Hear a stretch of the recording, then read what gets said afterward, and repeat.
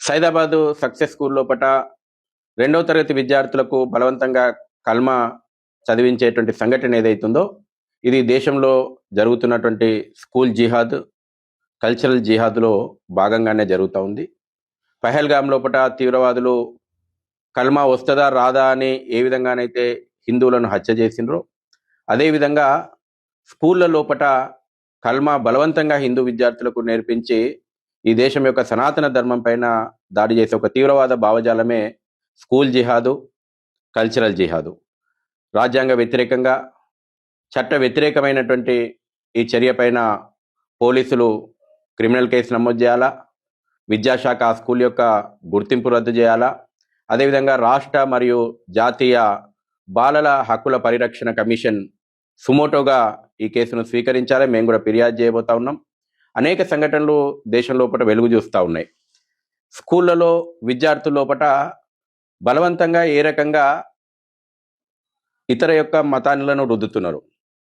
ఇప్పటికే మదర్సాలలో వెలుగు చూసినటువంటి విషయాలు ఆందోళనకరం. దేశ వ్యతిరేక భావజాలము, హిందూ వ్యతిరేక భావజాలము, తీవ్రవాద భావజాలాన్ని నూరిపోస్తున్నటువంటి వందల సంఘటనలు మదర్సాల కేంద్రంగా జరిగినాయి. జాతీయ దర్యాప్తు సంస్థ ఎన్ఐఏ అనేక కేసుల లోపల దర్యాప్తు చేస్తూ ఉంది. చాలా ఆందోళనకరమైనటువంటి భవిష్యత్తు పిల్లలను ఏ రకంగా తీర్చిదిద్దుతున్నారు అనేటువంటిది చాలా ఆందోళనకరం. అనేక రాష్ట్రాల లోపల ఇటువంటి మదర్సాల మీద చర్యలు తీసుకున్నటువంటి సంఘటనలు కూడా ఉన్నాయి. ఇటీవలనే మనం చూసినాం, మహారాష్ట్రలో జల్నా జిల్లాలో ఉన్నటువంటి ఒక పాఠశాల లోపల ఐసిస్ భావజాలంతో విద్యార్థులతోటి కల్చరల్ ప్రోగ్రామ్స్ చేసిండ్రు. సర్ తన్సే జుడే ఏ రకంగానైతే ఆల్ఖైదా భావజాలము, ఐసిస్ భావజాలం ఉందో విద్యార్థుల లోపల హిందుత్వ వ్యతిరేక భావజాలాన్ని నూరిపోసి యాన్యువల్ డేలో అటువంటి కల్చరల్ ప్రోగ్రామ్స్ జరిపించడం. అదేవిధంగా కేరళలో, మహారాష్ట్ర లోపల కొన్ని స్కూళ్ళల్లో బక్రీద్ రోజున ఆవులను ఎట్లా హత్య చేయాలి, ఆవు తలకాయలతోటి ప్రాక్టికల్గా పిల్లలకు డెమో ఇచ్చినటువంటి సంఘటనలు వెలుగు చూసినాయి. అదేవిధంగా మధ్యప్రదేశ్ లోపల గంగా జమునే స్కూల్ లోపల పిల్లలతోటి బలవంతంగా హిజాబ్ ధరించేలాగా రూల్స్ పెట్టడము. కాన్పూర్ లోపల కూడా, ఉత్తరప్రదేశ్ లోపల బలవంతంగా కల్మా చదివించడము. కర్ణాటక లోపల అనేక సంఘటనలు స్కూళ్ళలో ఇటువంటి వెలుగు చూసినాయి.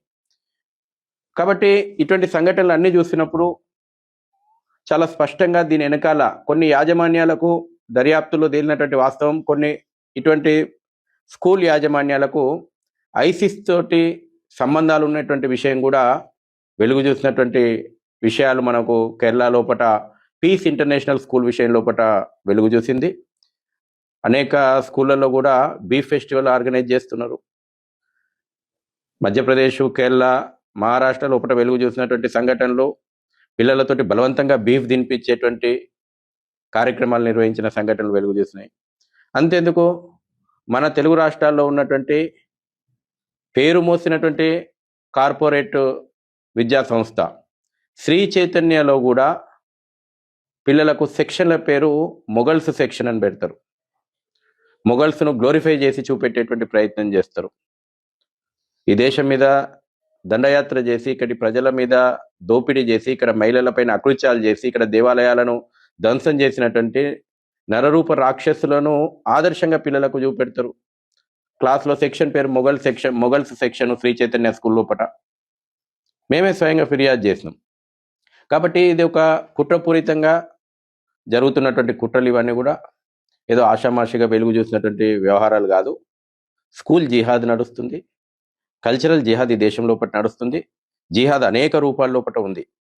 అనేక రూపాల లోపల ఈ దేశం మీద, ధర్మం మీద దాడి చేస్తూ ఉంది.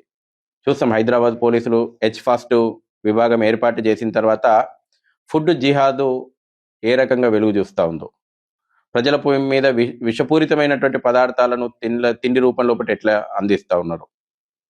అదేవిధంగా ఇటువంటి ఒక కల్చరల్ జిహాదు, స్కూల్ జిహాద్ ఇప్పుడు వెలుగు చూసింది. విద్యాశాఖ ఈ స్కూల్ జిహాద్ మీద కఠినమైనటువంటి చర్యలు తీసుకోవాలి. తెలంగాణ ప్రభుత్వం కూడా స్పందించి కఠినంగా వ్యవహరించాలా.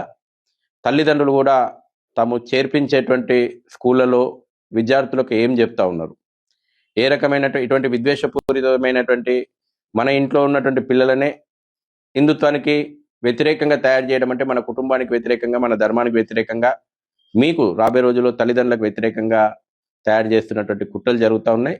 ప్రతి తల్లిదండ్రులు కూడా ఈ విషయంలో జాగరూకతతోటి ఉండాలని చెప్పి మేము కోరుతా ఉన్నాం.